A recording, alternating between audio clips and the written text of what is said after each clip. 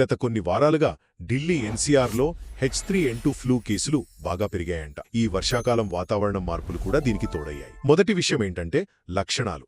జ్వరం, గొంతు నొప్పి. సరే, ఇవి మామూలే. కానీ ఆ దగ్గు వారాల తరబడి పోవట్లేదంట చాలామందికి. మామూలు ఫ్లూ కంటే ఇది ఎక్కువ టైం తీసుకుంటుంది రికవరీకి. జ్వరం పోయినా ఆ నీరసం, దగ్గు ఉండిపోతున్నాయి. ఇక రెండో పాయింట్, చాలా కేసులు మైల్డ్గానే ఉంటున్నాయి, పర్లేదు. కానీ పెద్దవాళ్లు, చిన్నపిల్లలు, ముఖ్యంగా వేరే ఆరోగ్య సమస్యలున్నవాళ్లు, వీళ్లు చాలా జాగ్రత్తగా ఉండాలి. ఎందుకంటే వాళ్లకి ఇమ్యూనిటీ తక్కువ ఉంటుంది కదా. సో ఈ H3N2 కాస్త సీరియస్ అయ్యి న్యూమోనియా లాంటివి వచ్చి హాస్పిటల్లో చేరాల్సిన పరిస్థితి కూడా రావచ్చు. సరే, మరి ఫైనల్గా ఏం చేయాలి మనం?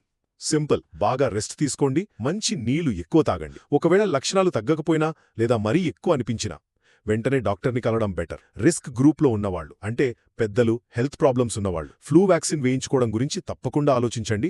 అది చాలా ముఖ్యం. సో చూశారుగా, ఢిల్లీలో H3N2 కొంచెం సీరియస్గానే ఉంది. ముఖ్యంగా రికవరీ టైం ఎక్కువ కావడం, వీక్గా ఉన్న వాళ్లపై ఎఫెక్ట్ చూపించడం వంటివి జరుగుతున్నాయి. కాబట్టి జాగ్రత్తగా ఉండటం, అవసరమైతే వెంటనే డాక్టర్ని కలవడం చాలా ముఖ్యం.